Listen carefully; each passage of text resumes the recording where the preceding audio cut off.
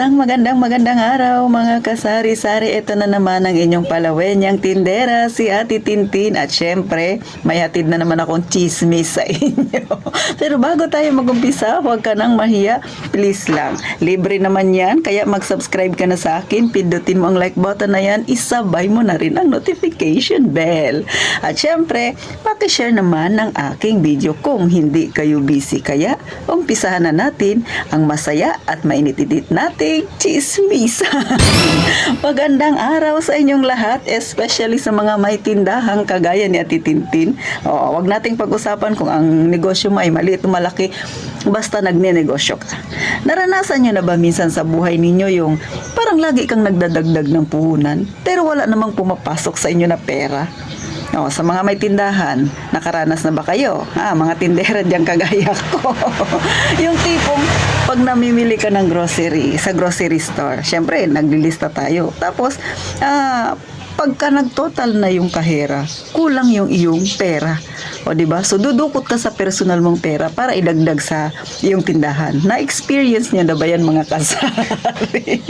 Yung panay ka labas ng pera, idinadagdag mo sa iyong negosyo, tapos walang nabalik sa iyo. Bakit nga ba nangyayari yan? Bakit nararanasan yan ng mga tinderang kagaya ko, mga kasari? Number 1 dyan kasi mga kasari, no? Yan yung sinasabi ko sa inyo, na halimbawa, kayo ay nagpipresyo ng inyong paninda, tapos 20% ang ipinatong ninyo sa paninda ninyo. Siyempre, yun ang kita ninyo, no? At kayo ay nakabenta sa buong maghapon ng 2,000. So, meaning, ang 20% nun ay 400. So, 400 yung sa inyo. Kinukuha mo lahat. So, ibig sabihin, balik lang ng balik ang puhunan. So, ito na ngayon.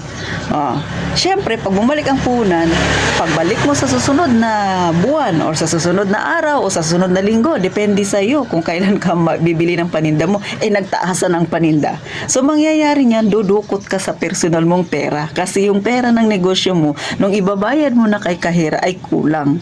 So, ang nangyayari, labas ka ng puhunan tapos walang napasok sa iyo.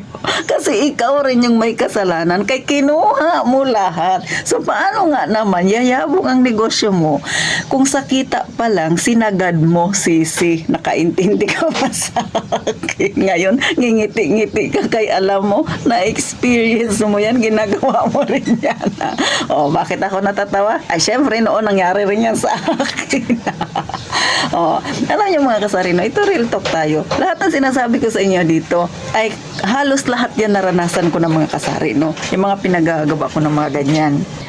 Kaya nga, nasi-share ko sa inyo, di ba? Ang lakas ng tawa ni Ate Tintin, kay totoo yan. Ganyan ako dati, nung bago-bago pa lang, no? Siyempre, lumago na yung tindahan ko, tapos nakita ko okay naman, kampante ako masyado, eto na ngayon, kukunin ko lahat, lalo na pag may gusto kang bilhin, scroll ka doon sa cellphone mo, tingin ka kay Lazada, tingin ka kay Shopee, pagdating mo ng siyempre, mag-check out ka na, may nagustuhan ka na wala ka namang pambayad, di ba? Katulad ako, ito lang inasahan ko. So, ngayon, biglang dumating. Mga ilang araw o linggo, dumating na yung iyong in-order. So, saan ka kukuha ng pambayad? Siyempre, doon ka kukuha ngayon sa iyong benta.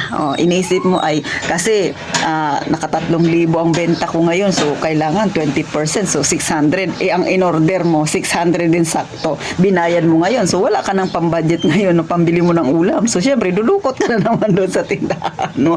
Paano yan? Sinagad mo na kaya ang nangyari tuloy, mga kasari, ay short ka sa pera. Tapos ngayon, sa susunod mo na pamili, ay kulang na ang pera mo. Siyempre, dadagdag ka na naman. Ang nangyari, hiram ka kay tindahan. Pagka ikaw ay may order na Shopee or Lazada, ngayon, pagka namimili ka naman ng paninda mo, itong tindahan mo, hihiram din doon sa pera ng pang-personal. So, naghihiraman kayong dalawa. Ang nangyari, walang nangyari sa iyong tindahan. Hindi mo nakikita yung paglago, kundi naka-maintain lang siya. Natatawa ka ba kay gawain mo rin yan?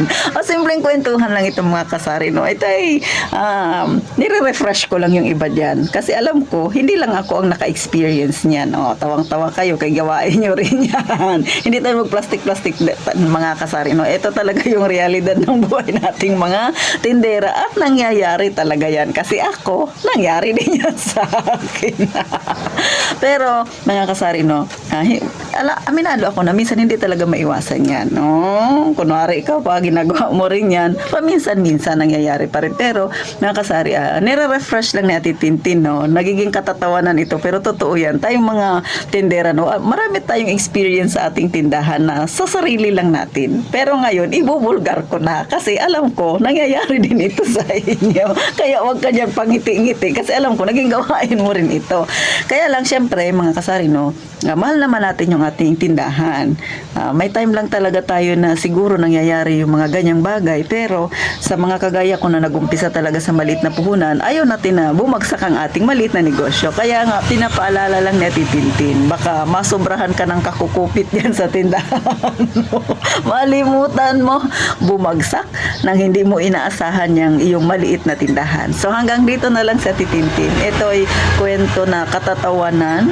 Nagre-relax lang si Ate Tintin. Sinasabi ko lang sa inyo yung mga pinagdadaanan nating mga tindera. O, kung ikaw ayaw mo aminin si sarili mo, ay bahala ka. Pero ako, aminado ako dahil nangyari yan sa akin at hindi ko ididinayan dahil minsan naging ugali ko rin yan. Pero syempre, nagbago na si Ate Tintin, nilihisan ko na yung ganyang pag-ugali na yan. Kaya nga, nasi-share ko sa inyo.